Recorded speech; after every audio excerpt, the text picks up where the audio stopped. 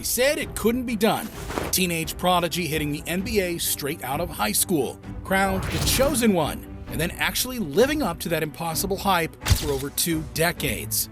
But LeBron James continues to shatter expectations, playing at an MVP level at an age when most are ready to retire. His longevity is so remarkable, he could still be playing in the league when his son Bronny joins.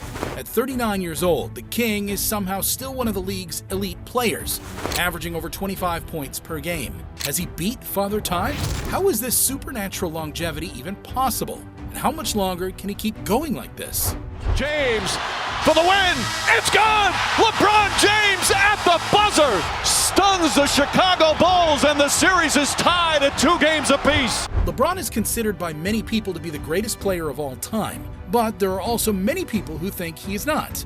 In fact, if there's one thing we've learned with TV debates, it's that the GOAT debate is never going to have a clear answer. Jordan's 6-0 argument seems to eclipse anything Bron does. Stop it. He just became the first player in the 40K points club, which by the way seemed impossible not too many years ago. The player with most all-star selections, with the most all-NBA teams, with the most playoff wins ever, and of course, with the most playoff points. Achieving incredible milestones has become so routine for him that they seem to have lost their meaning. However, there is one thing about the King that is not debatable. Iguodala to Curry, back to Iguodala, up for the layup. Oh, blocked by James. LeBron James with the rejection. LeBron James is the greatest athletic prodigy in the history of all collective sports.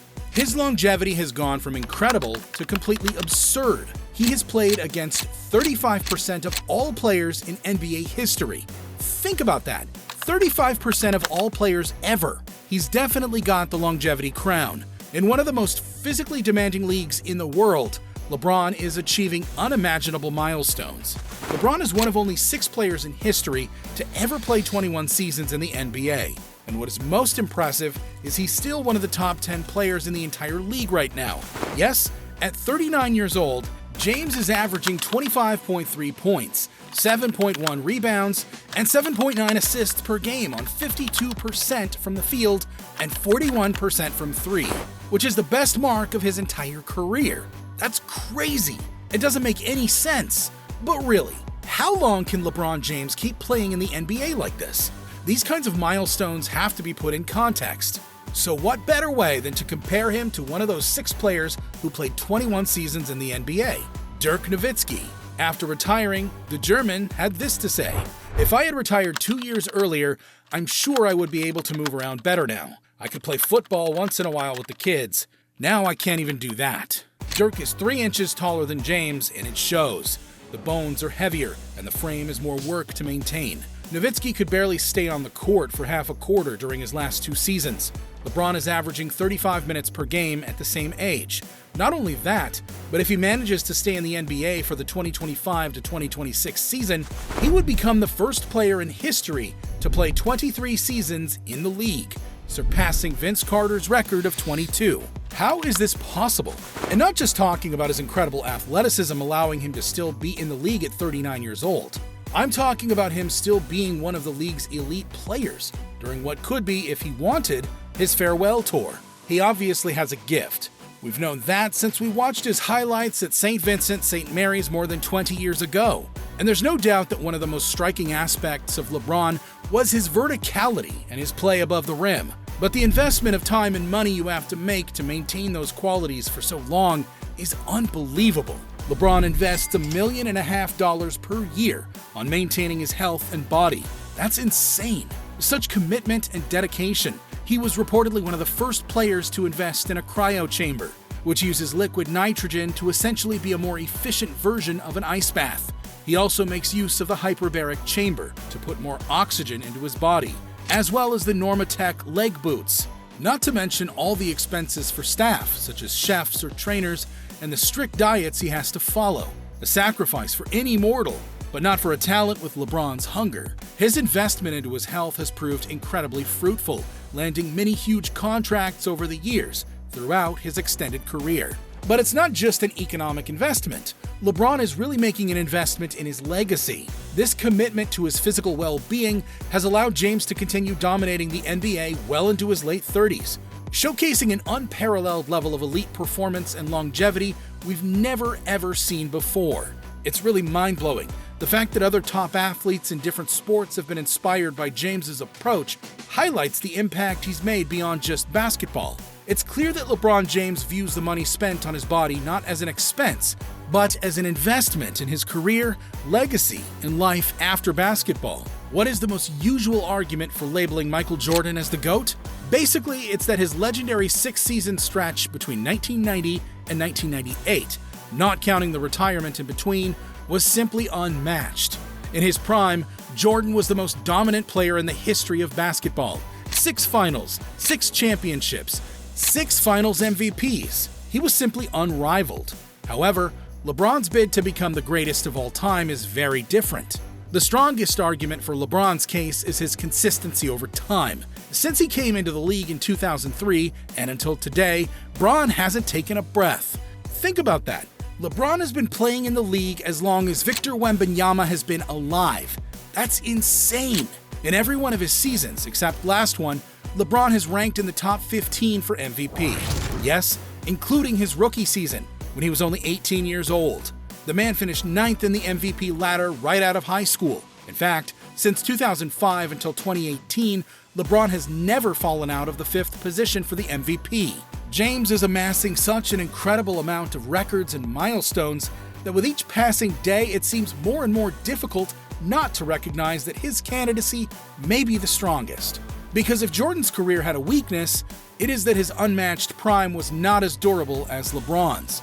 He has not only been able to still score with an efficiency similar to his best prime seasons in the league, but he also still has a huge impact on the game. His game a few days ago against the Clippers, he scored 19 points in the 4th quarter. He willed them to an incredible comeback win. This is an example of how surreal it is to watch a 39-year-old man still be able to impact the game at such a high level. This massive investment towards his health was the best option to get to that podium where he will be remembered forever. That investment has served to prolong his career until God knows when.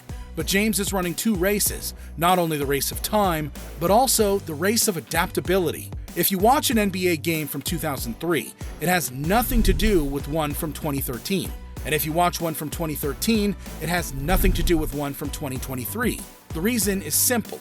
The game has changed and continues to change.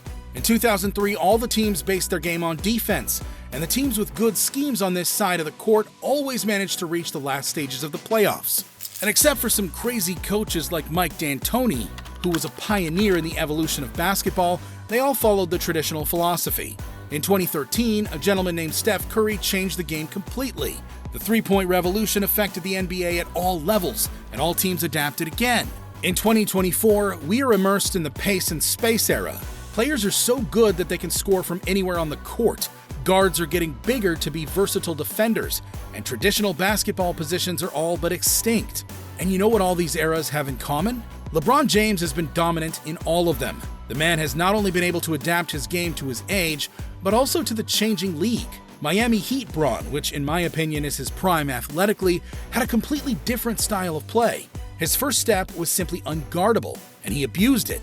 In Cleveland, he changed, where he reached his prime on a mental and basketball IQ level. And then in the Lakers, he has changed again, playing more off the ball, and even playing at center for a stretch of games a couple of seasons ago, when AD was injured. But in addition, he's been able to adapt his game to what the NBA and his team required at the time.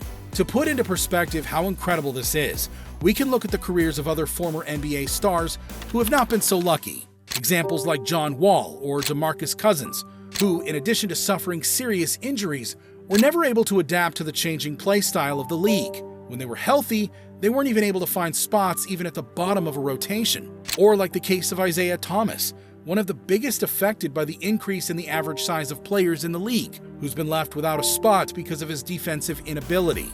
LeBron has stayed out of all of this, even having arrived much earlier in the league than all of these players. Another one of the Kings' greatest strengths has been avoiding serious injuries. In fact, before his arrival to the Lakers, he had never missed more than 13 games in a single season. The current 65-game threshold rule would have had literally no impact on his career. The last few have been more complicated, with injuries like the one he suffered to his foot last season that kept him off the court for weeks. But when he has recovered and returned to play, he's shown almost the same performance. Still, nothing would affect LeBron James' legacy as much as the arrival of his son, Bronny, in the NBA. For a decade now, there's been speculation about the ability of this kid, who some fans even believed was going to end up being better than his father.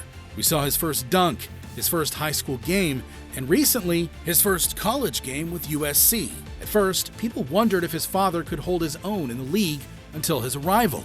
Now that it's known that he can, the issue seems more focused on Bronny's chances of reaching the NBA. LeBron could become the first father to play with his son in league history. However, this is still far from reality. The problem is multi-layered, and the family has a lot of decisions to make over the next few months. Putting such enormous pressure on a kid is not a positive thing, but the truth is that the pressure has been put on by LeBron himself. The situation is complicated because neither James Sr. nor James Jr.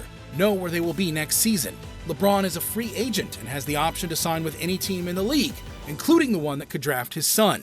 And Bronny, we still don't know if he will enter the draft or not. After suffering a cardiac arrest at the beginning of the season, it's completely unfair to judge his current performance. It's a miracle that he's even playing this season. But still, if he were to enter the draft today, some sources projected him to not even be drafted in the mock drafts. LeBron downplayed the significance of mock drafts and took to Twitter to defend his son. Therein lies the other problem. How many teams would be willing to invest a draft pick in Bronny with the sole intention of trying to lure LeBron through free agency? Basketball is not an easy world, and just like any other, it is mostly driven by motives and interests. Something that we can see every summer, with soap operas like the one that this past summer starring James Harden and Daryl Morey. All these pressures have caused LeBron to defend his son publicly, in a message a little contradictory to the one he gave a few weeks ago. But it's understandable, as the situation is very complicated. Whether he gets to play with Bronny or not, this would just be the icing on the cake to his legacy. It would be incredible, to be honest, because it's a story that impresses even non-basketball fans. But really, he doesn't need it. If he wanted to, Bron could pull off something even more impressive than that.